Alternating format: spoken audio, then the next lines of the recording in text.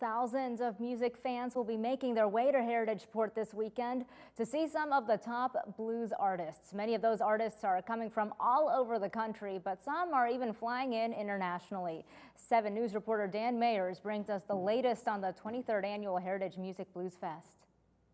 Led Zeppelin, the Beatles, Lynyrd Skynyrd, and the Rolling Stones, all legendary bands with one thing in common.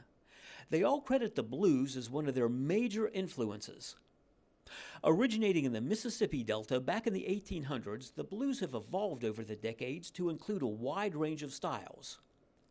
Today's blues scene is alive and well in the U.S. Each summer, festivals are held all across the country, drawing thousands of fans, including right here in Wheeling. Even today, I have some people that say, well, you know, blues, that's depressing music. And they don't realize that it's party music. When they first come and hear and feel the atmosphere, which is a great kind of friendly atmosphere, they want to return every year. The first Heritage Music BluesFest was held back in 2000 before a sparse crowd.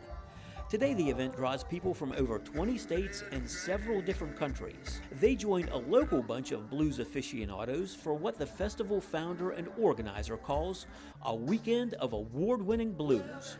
I always say that I present every shade of blues because it is very diverse. Everything from the real hardcore rock blues down to something very mellow. We've got the Hall of Fame inductee this year out of Chicago, Little Ed and the Blues Imperials. And while we're in Chicago, we might talk about Nick Moss and the Flip Tops, who won the Band of the Year at the Blues Music Awards. Not to be outdone, the Sunday lineup includes one of the rising stars in the current blues scene. International blues sensation Bywater Call out of Canada will take the stage. It all gets underway Friday afternoon, doors open at 4, and Billy the Kid takes the stage at 5. Reporting from Heritage Port and Wheeling, for 7 News, Dan Mayers, working for you.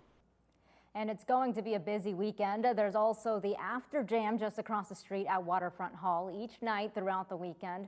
Tickets will be available at the main gate Friday afternoon starting at 3.